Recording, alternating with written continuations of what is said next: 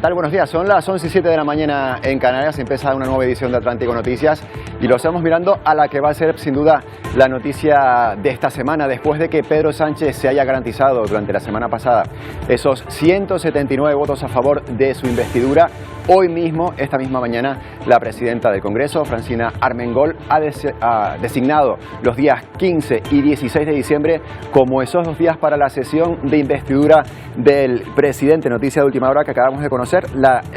Precisamente Francina Armengol designa esos 2 días. Falta ahora saber cuándo va a ser el día en el que se registre esa ley de la que todo el mundo habla, la ley de amnistía. Para decirle a Pedro Sánchez que no. Que es el momento más importante para la participación de la ciudadanía.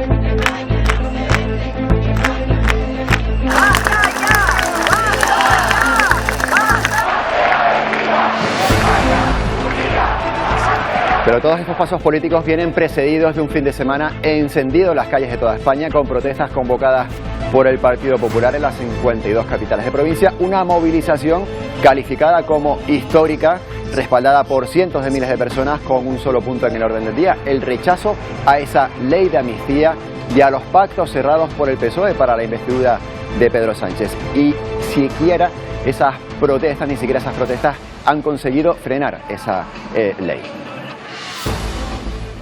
A esta hora esos socios de investidura están a la espera de recibir el texto de la futura ley de amnistía. Ya saben, esos socios, partidos nacionalistas, también partidos independentistas. El PSOE cuenta con la firma, con el apoyo de los demás partidos antes de registrar el texto en el Congreso y trata de pasar página de ese rechazo que acabamos de ver en esas imágenes. 24 horas después, todavía hoy resuenan los cánticos de esa convocatoria del Partido Popular contra la amnistía. La concentración más numerosa fue la de Madrid, encabezada por Alberto Núñez Feijóo.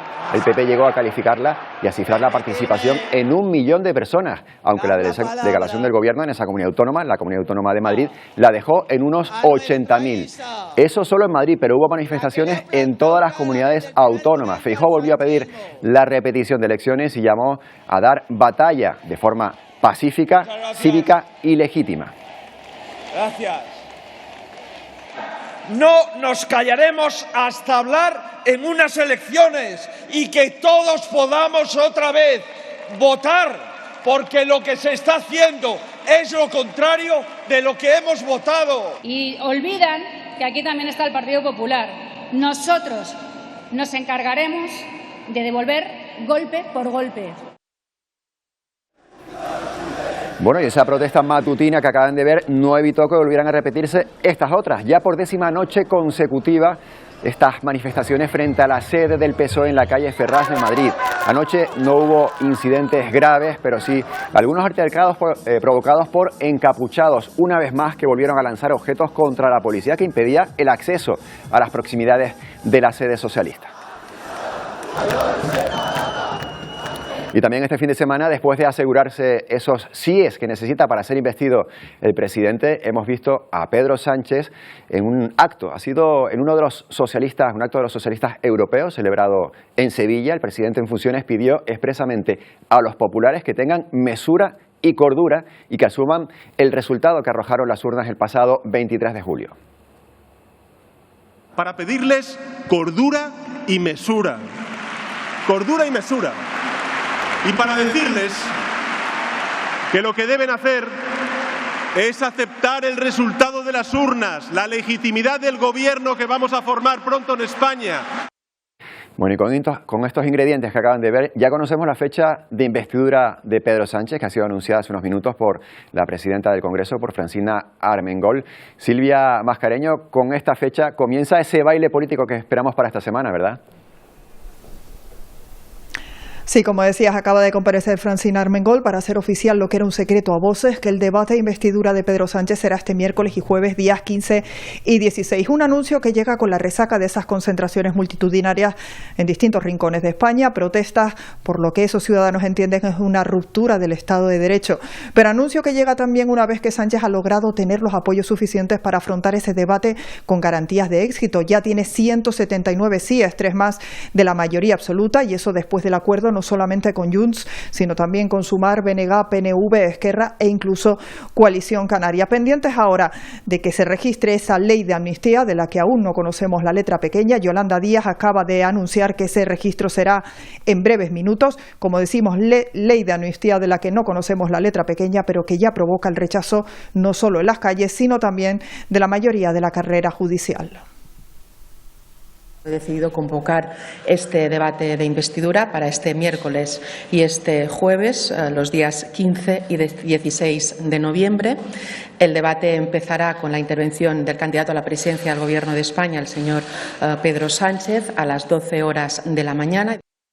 Bueno, pues ya tienen esas fechas, 15 y 16 de noviembre, para esa sesión de investidura que se espera que sea aprobado, esa investidura de Pedro Sánchez en primera vuelta, porque como nos acaba de contar Silvia Mascareño, tiene asegurado 179 votos y la mayoría absoluta está en 176. Tiene ese margen de 3 votos a favor el presidente en funciones para ser nombrado presidente de esta próxima legislatura. Eso aquí en España, pero en el Reino Unido también tenemos crisis de gobierno. El primer ministro Rishi Sunak ha llegado al trabajo con nuevos nombramientos. Desde la redacción nos cuenta más detalles de esa crisis en el Reino Unido. Lidia Rodríguez, cuéntanos, Lidia.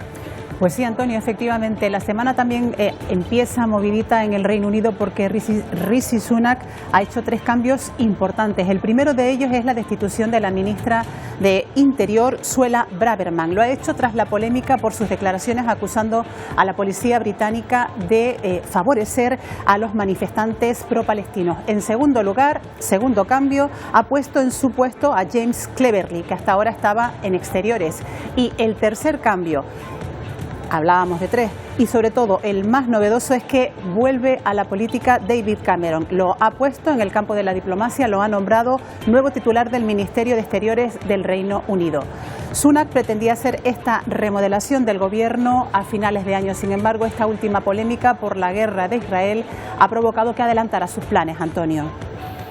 Gracias, Lidia. Pues ya vemos esas novedades, aparte de los nombramientos, la vuelta a la política en Reino Unido del ex primer ministro David Cameron. Miramos ahora a Argentina, donde ayer se celebró el último debate presidencial antes de la segunda vuelta electoral que va a enfrentar a Massa y a Milei. Será este próximo domingo, día 19. Un encuentro tenso en ese debate entre ambos candidatos que ha dejado las encuestas en un prácticamente empate técnico.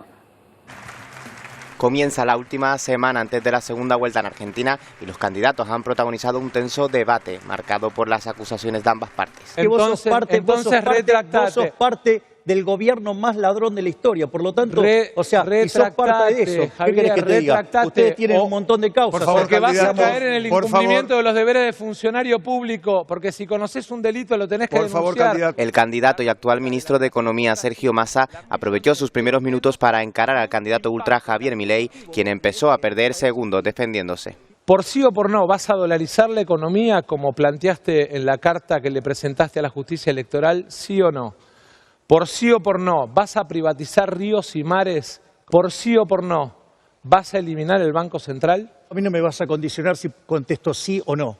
Lo que sí te voy a decir es que, ¿sabes qué? Ustedes estuvieron mintiendo con los subsidios. Ustedes son unos mentirosos. Vos sos un mentiroso.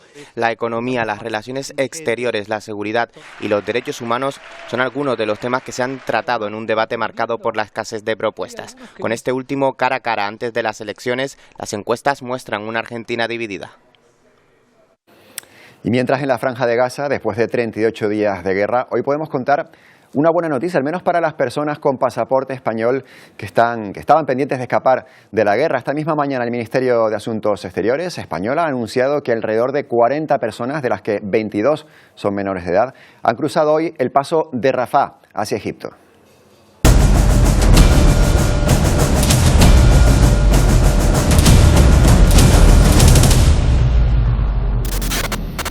Esa buena noticia es solo un pequeño oasis dentro de un desierto de calamidades y destrucción, y todavía quedan más de 150 personas con nacionalidad española esperando a tener esa misma suerte, al tiempo que las cifras de civiles fallecidos en la franja no para de crecer. Entre ellos hay bebés, también hay niños, hay personas refugiadas en hospitales enfermos, todo como consecuencia de la falta de combustible, de electricidad y también de suministros, y además de esos combates que se están desarrollando en los alrededores de los centros hospitalarios. Mientras Hamas ha anunciado que suspende las negociaciones sobre los rehenes por el cerco al que está sometiendo Israel a su principal hospital, el Al-Shifa.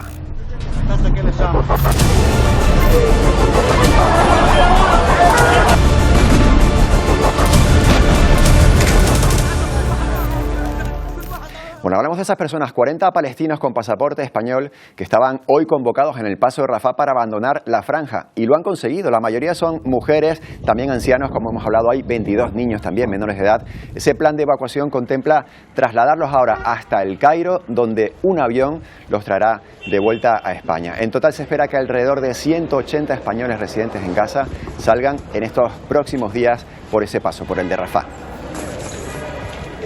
Allí dentro de la franja la situación en los hospitales es cada vez más crítica. Más de la mitad están inoperativos y solo un tercio continúan abiertos. No hay agua, no hay medicamentos, tampoco hay anestesia y también falta la luz. La falta de combustible está obligando a los médicos, ahí lo están viendo, a trabajar en condiciones muy precarias. Es el caso de esta sanitaria, la que vemos coser la herida de un paciente alumbrado únicamente por la luz de su teléfono móvil. Israel insiste en que los hospitales son bases militares de Hamás, ocultas bajo tierra, en un laberinto de túneles, y Hamás acusa al ejército de Israel de estar cometiendo crímenes organizados. Los perjudicados, una vez más, son los civiles. Desde que comenzara esa guerra han muerto más de 11.000 personas en el interior de la franja. Hace tiempo que dejaron de ser seguros. Dentro de los hospitales la guerra no es muy distinta a lo que se vive fuera. Al-Quds ya no acepta más pacientes, tampoco Al-Shifa, desbordado por el número de heridos, que se agolpan en los pasillos mientras los médicos se enfrentan a la muerte. No por las bombas, no por los disparos, sino por la falta de combustible. Estamos al límite, dice este médico. El riesgo es extremo para 36 bebés prematuros. 4 han fallecido en las últimas horas por la falta de oxígeno en las incubadoras. Israel se defiende publicando estas imágenes. En ellas se ve a un grupo de soldados llevando bidones de combustible al hospital de Al-Shifa. Es parte de la otra guerra, la del relato, mientras la bélica se sigue librando sobre el terreno. Al norte de la franja, el ejército hebreo dice haber eliminado infraestructuras, lanzadores de misiles antitanques y puestos de observación de Hamás. Donde el presidente de Israel afirma han encontrado una copia del libro de Hitler traducido al árabe. En Israel las manifestaciones han vuelto a las calles pidiendo la vuelta de los secuestrados. Netanyahu ha dicho que su liberación está más cerca,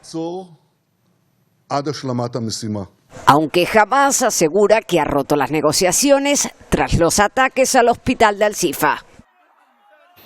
Y se acelera el éxodo de palestinos desde el norte de la franja de Gaza ante el avance de las tropas hebreas. Lo hacen por los corredores humanitarios habilitados, pero incluso allí son bombardeados.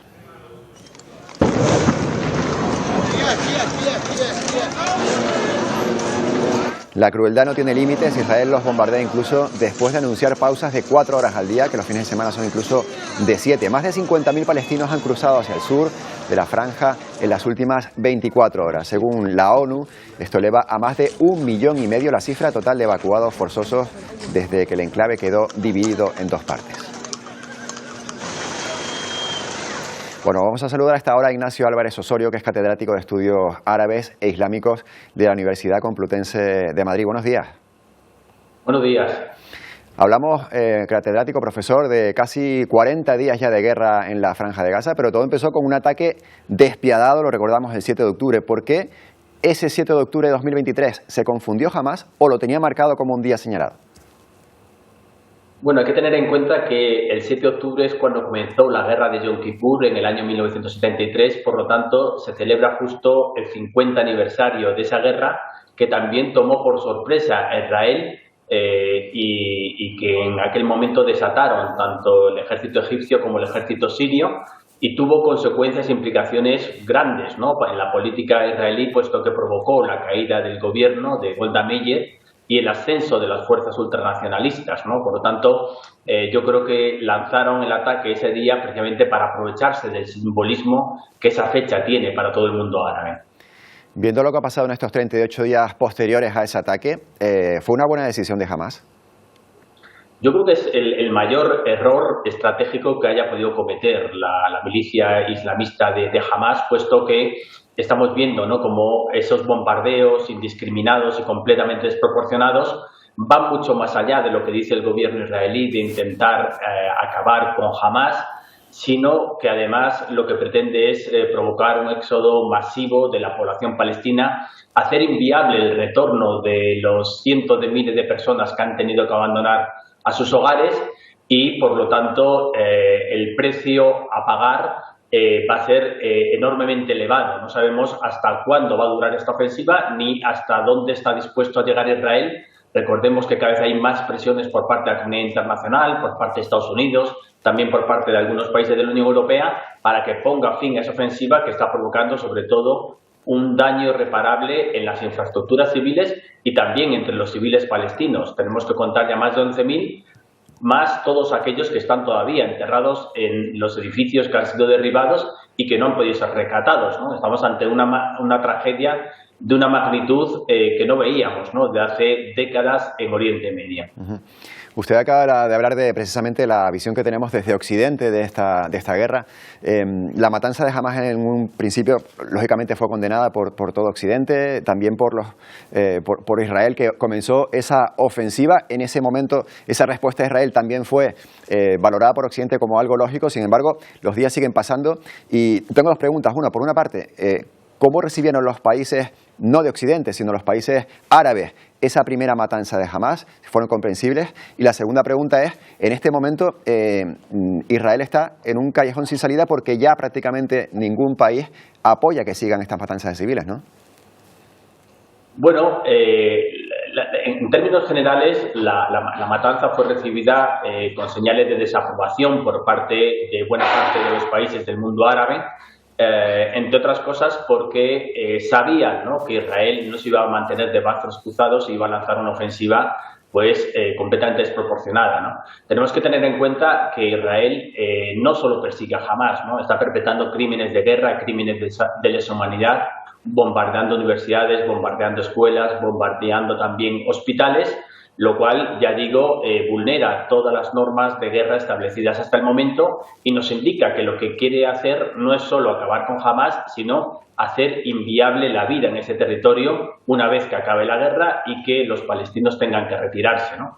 Por otra parte, los países árabes, en la cumbre celebrada el pasado fin de semana en Arabia Saudí, pues realmente no han adoptado ninguna decisión de las que se manejaban, ¿no?, entre otras cosas, un boicot, ¿no?, hacia los países que están respaldando a Israel, también, por ejemplo, utilizar el petróleo como arma estratégica y se han contentado en hacer pues vagos llamamientos, ¿no?, un alto el fuego, a la entrada de ayuda humanitaria, a la persecución de los crímenes de guerra que se están perpetrando, pero sin realmente utilizar las cartas que tienen en su mano, ¿no? Entonces, bueno, el mundo árabe la verdad es que está con las manos completamente atadas, ¿no? No dispone de capacidad, de medios y también está muy dividido en torno a qué se puede hacer a partir de ahora, porque Israel tiene la luz verde y las manos libres y Occidente, incluida desgraciadamente la Unión Europea, ha permitido, ¿no?, que lleguemos a la situación en la que nos encontramos hoy en día. Usted ha mencionado esa cumbre de Riad y ha hablado de unas cartas que podrían haber jugado los países árabes. No lo han hecho, pero ¿qué cartas tendrían ellos sobre la mesa para poder entrar en ese conflicto? Bueno, ha habido una división manifiesta dentro de la Liga Árabe entre los países que querían ir más allá y los que han adoptado una posición más moderada, más pragmática. Los países que querían ir más allá querían cortar inmediatamente todas las relaciones con Israel, es decir, obligar a todos esos países árabes que han firmado la paz con Israel a que interrumpan sus relaciones diplomáticas y que expulsen a los embajadores de Israel. Y por otra parte también se hablaba, ¿no?, de la utilización del petróleo y del gas como un arma para presionar a Occidente y evitar, ¿no?, que Israel continúe esos planes de desplazamiento forzoso y de limpieza étnica en Palestina. Esas iniciativas adoptadas por algunos países como Argelia, entre otros, pues han sido desestimadas, ¿no?, por Arabia Saudí y por la mayor parte de los países petrolíferos, que consideran que esto provocaría una escalada y que dificultaría, ¿no?, una salida negociada del conflicto. Claro. Pues Ignacio Álvarez Osorio, muchas gracias por habernos atendido. Estaremos pendientes la próxima semana a ver qué sigue ocurriendo en esa zona del mundo, porque el final no parece cercano. Gracias, buenos días. Un placer.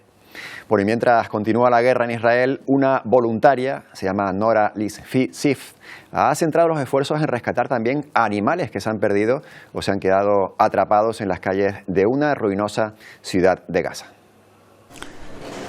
Tras los ataques de Hamas al sur de Israel, Nora Liz-Sif se apresuró a ir a rescatar a los animales abandonados por sus dueños y los que escaparon en busca de seguridad. Fui una de las primeras que llegó allí y comencé a llevar perros, gatos y animales. Y realmente pasó algo sorprendente, porque toda la gente de esos asentamientos y pueblos pequeños abrió un grupo de WhatsApp con una foto del animal, el nombre y la ubicación, comenta. Además, dice que se convirtió en algo que todos los pueblos empezaron a hacer y donde los soldados empezaron a llamarles y pedirles que se llevaran a los perros que se habían escapado. Ahora el trabajo de Nora se suma al de las organizaciones de rescate de animales en zonas de riesgo. Bueno, hablamos ahora de Ucrania, miramos a esa parte del mundo porque un año después de lograr la expulsión de Rusia de Jersón, la ciudad que estuvo 8 meses, recordarán, bajo ocupación rusa, este domingo esa misma ciudad sufrió el ataque de su biblioteca regional. A pesar de ello, las tropas ucranianas siguen avanzando y ya izan su bandera cerca de la frontera con Rusia, en la aldea de Topoli. Así quedó la biblioteca regional de Jersón tras un bombardeo ruso este domingo. Este trabajador de la biblioteca explica que escuchó una explosión y luego vio el derrumbe. Salió al patio y una de las plantas estaba en llamas. Los bomberos ucranianos estuvieron durante más de una hora sofocando las llamas. Todo un día después de que Ucrania celebrara el aniversario de la reconquista de Jersón, la importante ciudad del sur a orillas del río Dnieper. Pero las tropas ucranianas continúan luchando un año después de recuperar grandes extensiones de su territorio, como se ve en estas imágenes de la Guardia Fronteriza izando la bandera azul y amarilla cerca de la frontera rusa este fin de semana en la región de Kharkiv, en la aldea de Topoli. Por su parte, Rusia afirma que sus fuerzas repelieron ataques en Kupiansk, Limán, Donetsk y Zaporilla, mientras lanzaban múltiples ofensivas contra objetivos militares ucranianos. En la India continúan las operaciones para rescatar a 40 trabajadores que quedaron atrapados en un túnel. Los obreros se quedaron en ese lugar ayer en el interior de ese túnel en construcción cuando uno de sus tramos colapsó. Las autoridades aseguran que han podido establecer contacto con esos trabajadores atrapados, que están a salvo y que les están suministrando además oxígeno y comida. Grandes excavadoras y camiones de construcción van a entrar en el túnel, en la dirección, en el lugar en que se encuentran esos 40 trabajadores, mientras efectivos de la policía y de la Fuerza Nacional de Respuesta a Desastres dirigen los esfuerzos en ese rescate. Otro rescate, en este caso el de un barco científico que rescató a 4 pescadores que habían quedado a la deriva en el mar abierto cerca de Ecuador. La operación de rescate se prolongó durante más de 30 horas. Se trata de los rompehielos de origen chino que se encontraban inmersos en una investigación en dirección a la Antártida. Una expedición científica que estudia el impacto del cambio climático en el ecosistema antártico fue quien realizó ese rescate. El barco pesquero que transportaba a los 4 pescadores había estado a la deriva 9 horas después de quedarse sin combustible. Les auxiliaron, arreglaron el barco y volvieron a su faena de pesca. Y hoy es el 4º día desde que llegara el último cayuco al Hierro aquí en Canarias y todavía permanecen ingresados en el hospital Nuestra Señora de los Reyes en total de 7 migrantes. Mientras en este punto, en San Andrés, ahí lo están viendo, el gobierno estatal avanza en la construcción del que será el futuro centro de acogida temporal para personas migrantes. El senador por Agrupación Erraña Independiente ha mostrado su malestar ante esta construcción, asegura que se enteró de la obra por casualidad en Madrid. Javier Armas ha criticado que estas instalaciones las utilizaban ganaderos y que a ellos tampoco les han informado de esta obra que está realizando el gobierno. Y precisamente seguimos hablando de inmigración porque este domingo la Salvamar Nízar ha rescatado a 44 personas que viajaban a bordo de una embarcación neumática localizada a varias millas al sur de la costa de Fuerteventura. Son 39 hombres, 3 mujeres y 2 menores de edad que fueron trasladados en aparente buen estado de salud al muelle de Gran Tarajal, donde han sido atendidos por voluntarios de Cruz Roja. En lo que va de lunes no tenemos constancia de la llegada de nuevas embarcaciones a las costas canarias. Bueno, hacemos una pausa, vamos unos minutos a la publicidad, pero después vamos a hablar de varias cuestiones interesantes. Por ejemplo, el vapeo. ¿Saben? Esos cigarros modernos electrónicos que están consumiendo muchas personas, incluso jóvenes, pues tienen sus peligros. Enseguida hablamos de ello.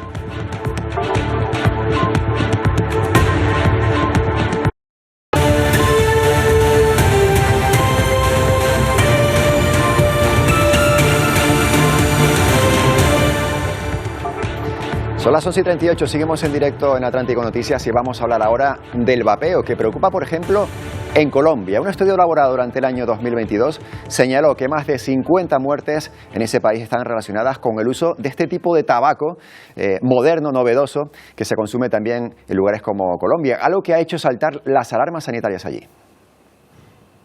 Las cifras del estudio elaborado por la Universidad de Santander eleva a 245 casos de enfermedades relacionadas con el vapeo en Colombia y al menos 58 muertes. Se desconocen las cifras exactas del país porque hasta el momento no se veía como un problema grave para la salud, aunque este estudio ha hecho saltar las alarmas. Un llamado para que podamos reflexionar y podamos hablar claramente sobre el control a estos dispositivos. Los vapeadores tienen la concepción errónea de estar ante un producto más sano que el tabaco convencional, pero contiene también altos niveles de nicotina y puede provocar a medio y largo plazo consecuencias a nivel cardiopulmonar. Y aunque en Colombia el perfil de vapeador es algo más elevado que en España, con una media de 45 años, preocupa también el uso en los jóvenes. Las consecuencias en la salud mental de los niños, niñas y adolescentes y jóvenes. Los expertos llaman a las autoridades para que tomen medidas para frenar el uso de los vapers.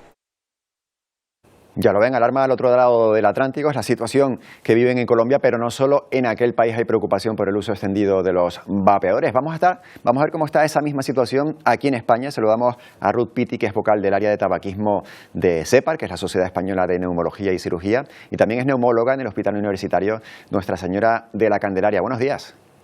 Hola, ¿qué tal? Buenos días. Bueno, un estudio de este mismo año dice que 9 de cada 10 jóvenes están expuestos al humo que generan los vapeadores. ¿Cómo afecta a los propios usuarios de vapeadores y cómo afecta también a los que están a su alrededor? Mira, todavía nos faltan datos, todavía falta tiempo para que sepamos realmente el daño que van a producir los vapeadores. Realmente el vapeador se comercializa por primera vez hace justo 20 años. Todavía nos falta un poquito más para saber todos esos daños, como comentaba, pero ya estamos empezando a ver algunos problemas.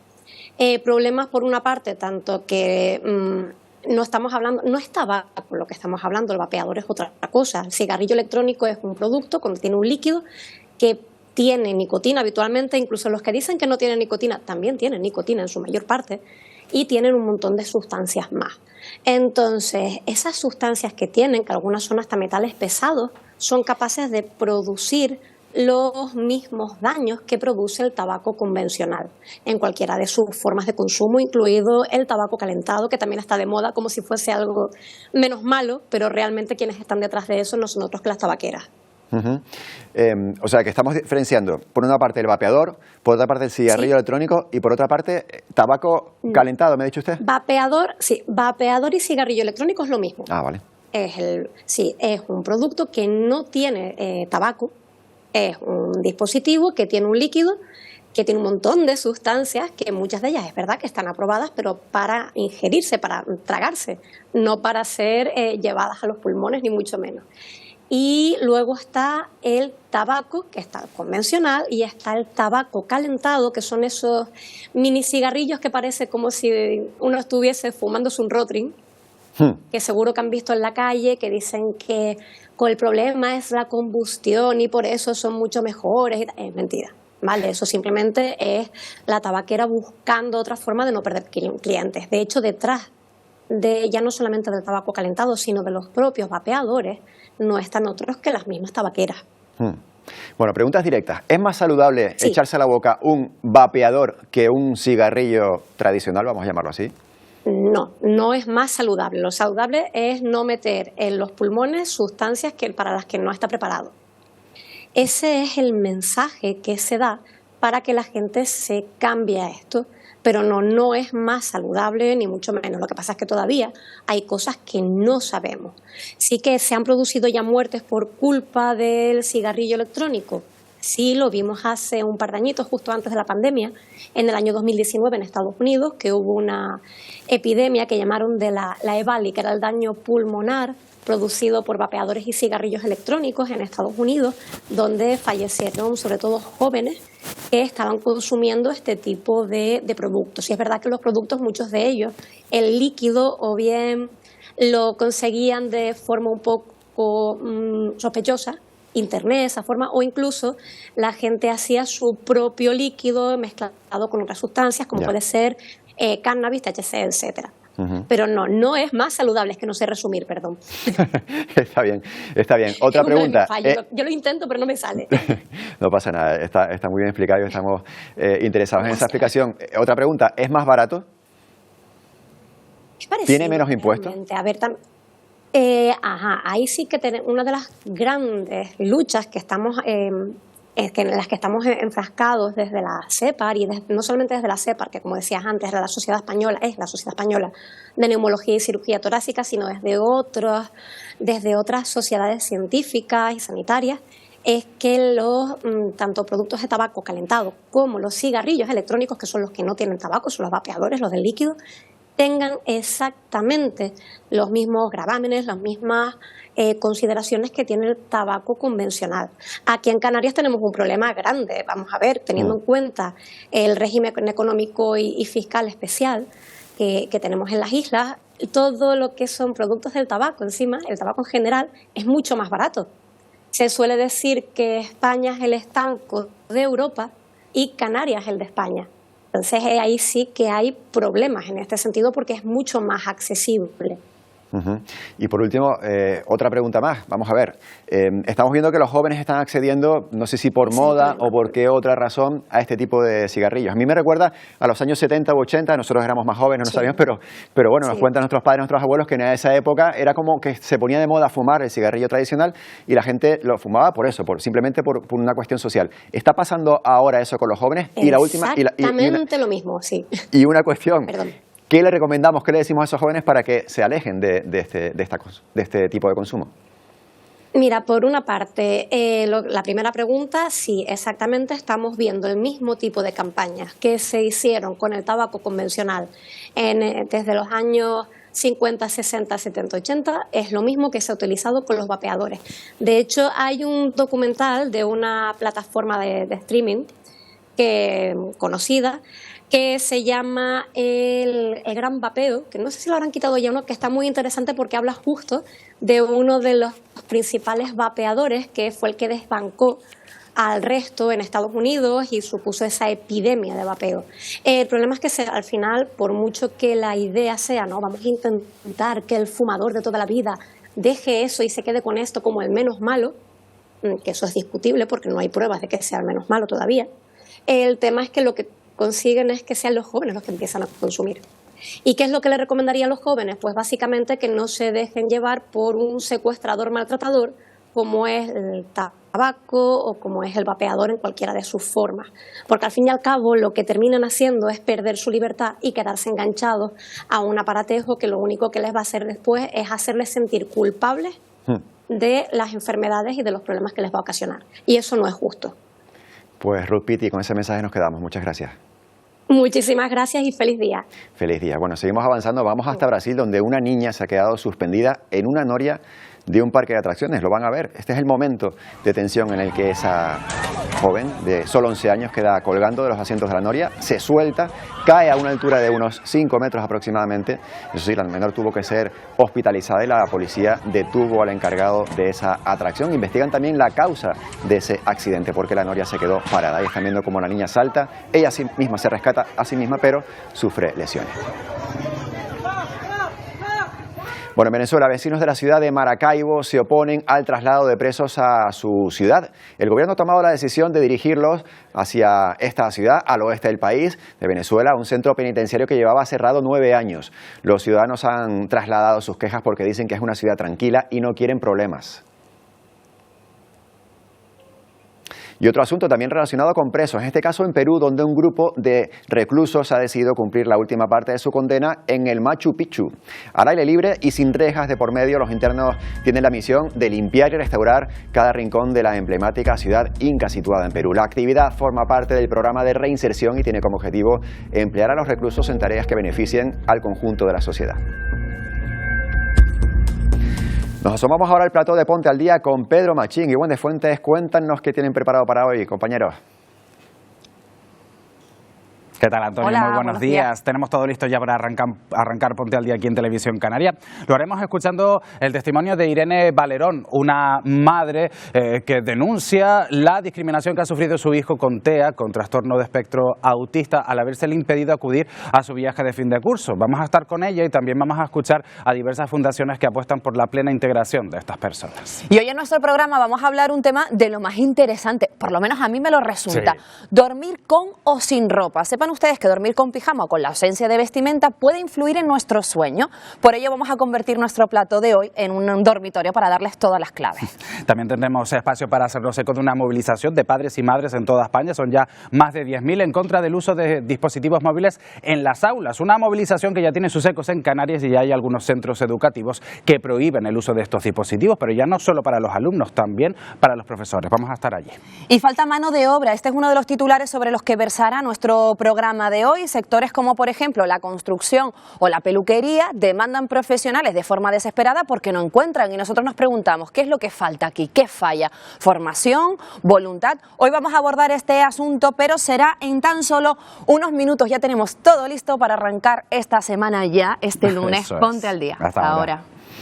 Les vemos ahora a partir de las 2 aquí en Televisión Canaria. Bueno, hoy hemos conocido, lo han visto aquí en Atlántico Noticias, la fecha de investidura, la que ha anunciado la presidenta del Congreso, que será este miércoles día 15 y el jueves día 16, esta semana, mes de noviembre, pero hoy también estamos pendientes de saber si se ha registrado la ley de amnistía.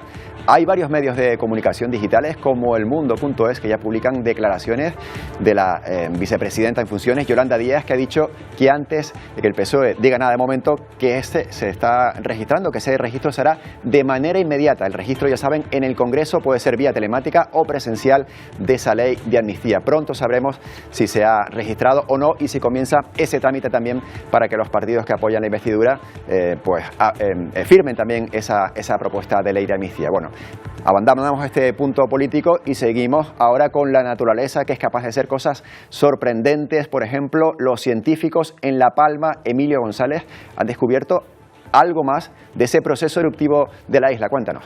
Sí, hoy empezamos, Antonio, buenos días, hablando de volcanes. Pues mira, las investigaciones en torno a este fenómeno, el volcán de la isla de La Palma, no cesan y ahora se ha sabido que gracias a la inteligencia artificial la sismicidad trazaba claramente la presencia de 2 intrusiones magmáticas antes de que el 19 de septiembre de 2021 se produjese la erupción volcánica en la isla.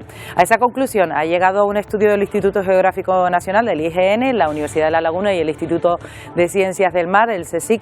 Tras un año de investigaciones, el sistema totalmente automático ha arrojado datos como, por ejemplo, que el catálogo de terremotos localizados se ha quintuplicado respecto al que tenía inicialmente. Se han localizado más de 7.000 sismos y además la utilización del modelo 3D del subsuelo ha permitido conocer mejor el camino del magma antes de la erupción.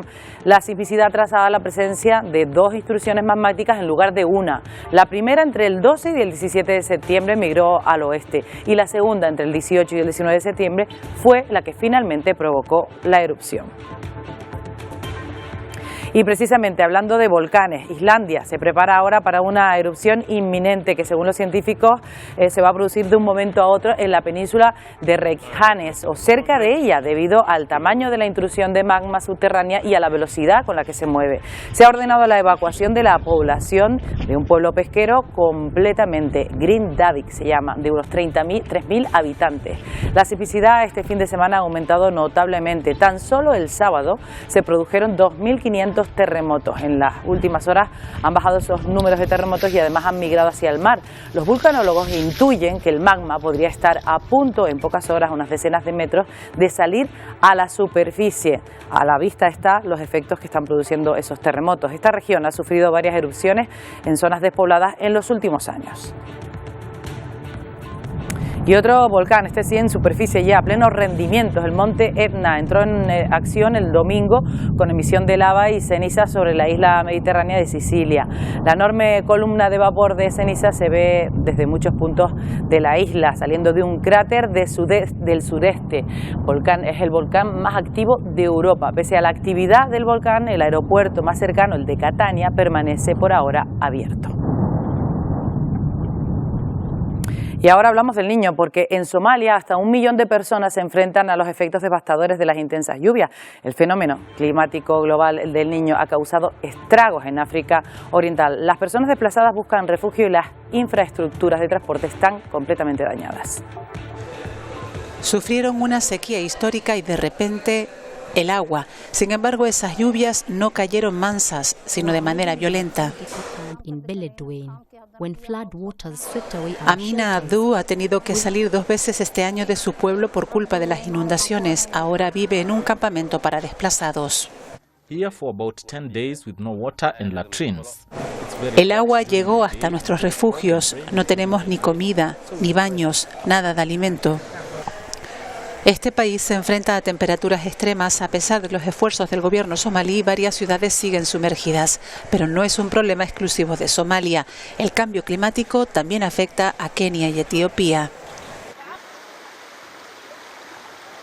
Son los efectos del Niño. La ONU ha anunciado que entregará $25 millones para ayudar con asistencia básica a todos los afectados. Y malos tiempos también para la pesca con caballos, sí, han escuchado bien. En Gante, en Bélgica, los pescadores han faenado tradicionalmente a lomo de sus caballos, una práctica que ahora está en riesgo de continuar como consecuencia del cambio climático. Unos pescadores poco comunes. Se trata del último pueblo del mundo, en Bélgica, donde todavía pescan gambas con caballos y se sienten orgullosos de ello.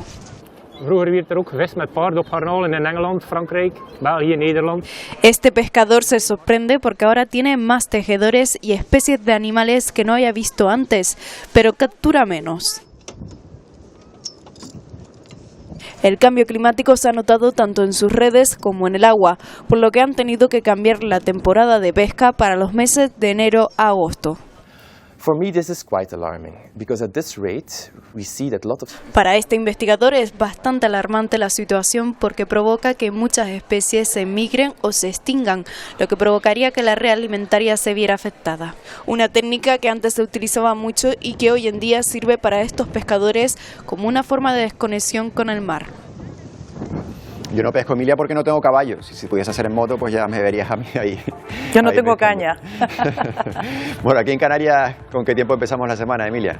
Antonio, pues empezamos con calor, con veroño, con un verano en otoño. ¿Y por qué te digo esto? Porque hasta ahora las temperaturas, hay zonas en nuestras islas que están por encima de los 30 grados. Vamos a ver la imagen de satélite porque el panorama, la verdad es que para estar a mitad de noviembre es poco alentador. Mira, tenemos cielos despejados con un velo de calima extendiéndose a todo el archipiélago y solo con nubosidad baja, por ejemplo, en el nordeste y cara este de la isla de La Palma y algunos puntos del norte de la isla de La Gomera, pero tenemos, por ejemplo, 32 grados a esta hora en Antigua y en Tuineje, en Fuerteventura, 29 grados en el sur de Gran Canaria. Esta mañana ya había 29 grados también en muchos puntos de las islas, por ejemplo, en el sur de la isla de Tenerife, y eso es lo que va a continuar durante las próximas horas predominando en nuestro archipiélago. Vamos a ver, la previsión de momento sigue indicando que tenemos ese viento del este-sureste que va a seguir soplando. Esto que ven aquí es una cuña anticiclónica, mantiene la estabilidad, pero nos envía también esa masa de aire cálido procedente del continente africano,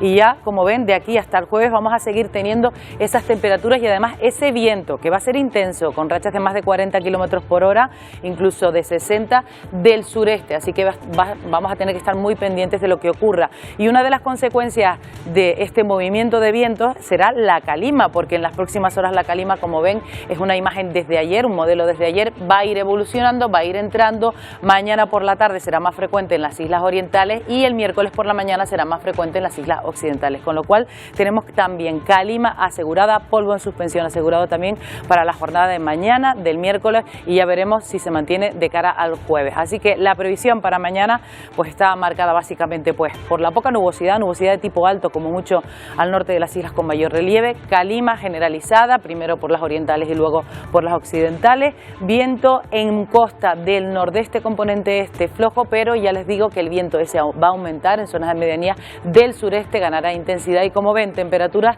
30 grados en Lanzarote y muy cerca de los 30 grados también en La Gomera o en Gran Canaria o Tenerife, y esto en los puntos interiores, en las medianías de puntos interiores podrían subir de esos 30 grados. La situación marítima también se mantendrá algo inestable, algo revuelta en el norte, mar de fondo con olas de hasta 2 metros de altura. Así que, Antonio, lo que nos espera para los próximos días, por lo menos hasta el jueves, será el calor y la calima. Así va a estar el tiempo esta semana. Me voy quitando el jersey, Emilia, que me puse hoy. Pues sí, porque no a sacar las asillas otra vez. Gracias, Emilia, hasta mañana. Bueno, antes de irnos, les contamos que hoy estamos pendientes, ya lo saben, de ese registro de la ley de amnistía. Ya saben que hoy hemos comunicado aquí en Atlántico Noticias que ya hay fecha para esa sesión de investidura, y a la espera de que se registre la ley de amnistía también en el Congreso, Vox ya ha anunciado que va a pedir al Tribunal Supremo que suspenda el pleno de investidura, ese que la presidenta del Congreso acaba de decir que se va a celebrar esta misma semana. Pues ya Vox anuncia un recurso para que se suspenda ese pleno de investidura, por lo menos de forma cautelar, hasta que se sepan más detalles de esa ley de amnistía. Así que estaremos pendientes también aquí en Televisión Canaria para contarles qué da de sí ese recurso. Y hoy nos vamos a despedir también hablando de meteorología.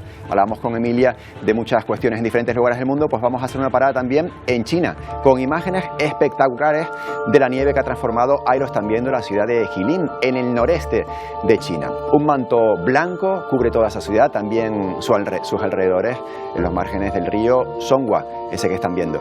Ahí ven cómo lucen los árboles cubiertos de hielo, de nieve. Ahí sí que han tenido otoño y ya prácticamente están en esta estampa invernal con la que nos despedimos hoy. Ya saben que tenemos una nueva cita aquí en Atlántico Noticias mañana a partir de las 11. Que pasen buen día, buena tarde. Adiós.